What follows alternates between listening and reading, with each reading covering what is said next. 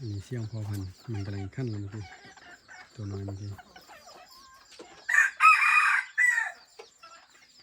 เริ่มมาฟังเสียงขั้นกันเริ่มฟังเสียงขั้นกันอันนี้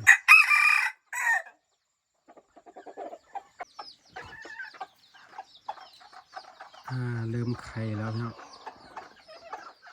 แม่นี่4 หน่วยละ4 หน่วยกับผู้นี่นะเรื่องนิดนึงสำหรับพ่อพันธุ์ใหญ่เนาะก็แม่นี่ฟักแล้วเนาะแล้วแม่นั้นกำลังไข่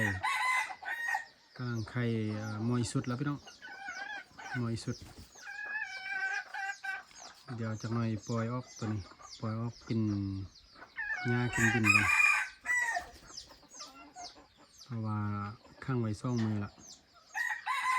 สับกันเนาะมือเซาคือปล่อยพอพันธุ์มือเซานะเพราะว่าถ้าข้างไว้ตลอดมันจะเฮ็ดให้ไก่มันคาดซ่านห้านเนาะแล้วก็อยากกินหญ้าอยากกินหยังไปแล้วมันจะกินไข่ตัวเองนะเพราะฉะนั้นเราต้องปล่อยสับกันเนาะปล่อยสับกันมีพอพันธุ์เดี๋ยวอันนี้จะเป็นปลาร้อยที่เก้าเนาะที่เก้าสวยคือเก้าหัวน้อยตัวนี้นะข้าวจางๆนะคนกำลังมาสำหรับแม่นี้ปล่อยใส่ตัวได้ที่ปล่อยใส่ไก่ปลาที่ว่าดีต้นสุดพี่น้องเพราะว่าบ่ได้ออกนอกออกหนาเลยสำหรับตัวนี้รอบไก่ปลาตัวรอบไก่ปลานะเชื่อว่าโอเคอยู่ตีปีกดังตัวนี้ปล่อยใส่แต่เมย์ช่องโตมือเซาเนี่ยปล่อยเนาะ5 กับมาข้างเมื่อกี้ตีปีกดังเสียดายต่อบ่ได้ละต่อบ่ได้เสียดายขนาดขันต่อใดโอ้มีคนปิดไปแล้ว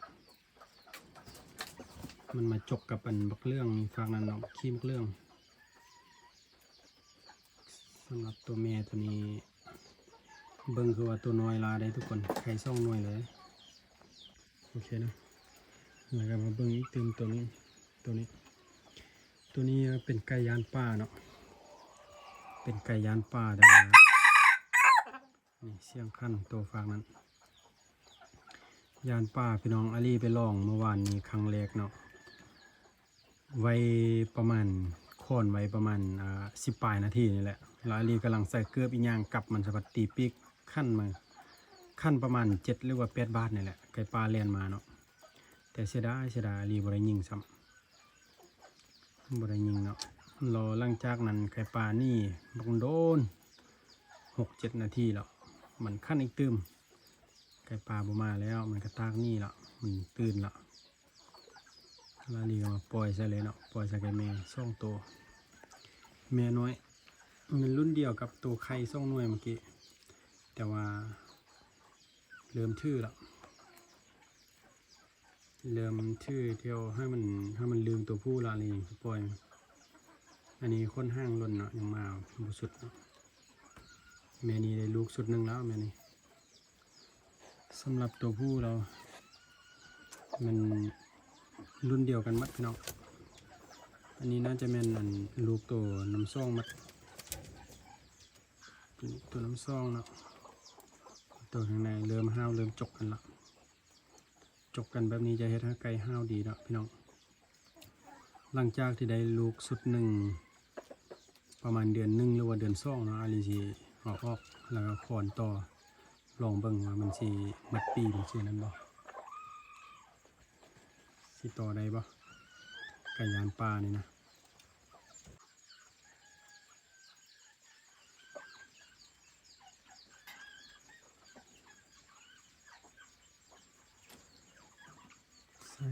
ใส่จก2 ตัวนี้มันไก่กระตุนเนาะตัวหนึ่งยานป่าตัวหนึ่งสะพัดรอบไก่ปลาตีมีมัดทุกอันทุกแนว ส่วนตัวนี้สันได้ฮอดปีแล้วยังอีกเดือนเดียวเท่านั้นจะฮอดปีแล้วอย่างเฮอย่างยานโหนิ่งเถอะปลาลอยของแพแหละตัวนี้นะขึ้นไปสร้างผู้จึงได้มัน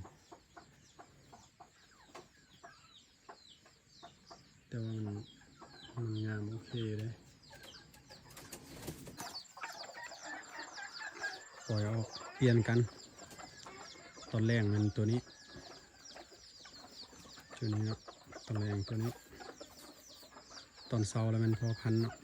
ตอนเสาพอพันออกก่อน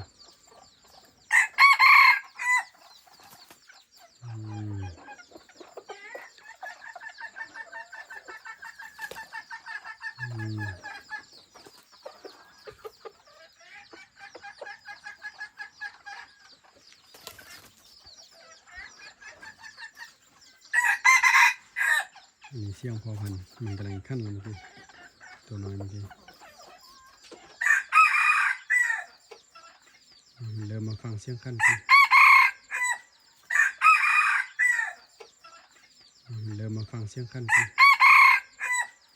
เริ่มฟังเสียงขั้นกันนี่พอพันขั้นบ่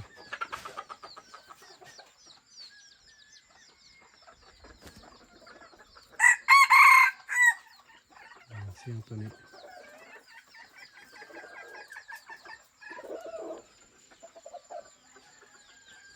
เดิมห้าวแล้วนะ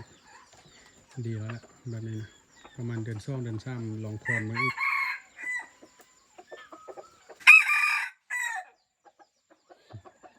เกือบบดได้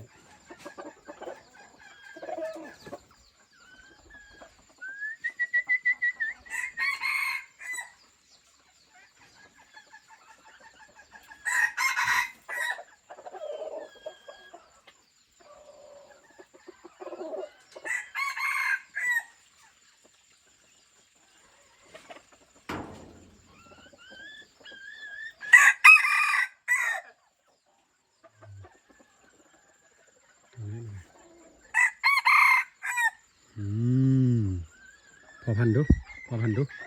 อย่าไปย้อม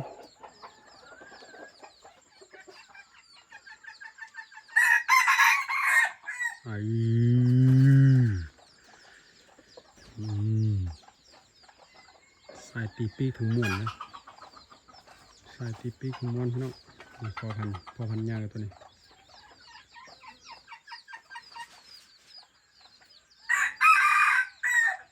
ตัวลูกมันนะตัวแม่นี่ที่ผู้บ่าวทิมเนาะ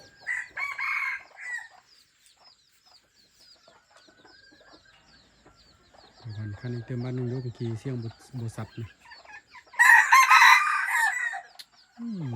เนาะขัดจังหวะตัวนี้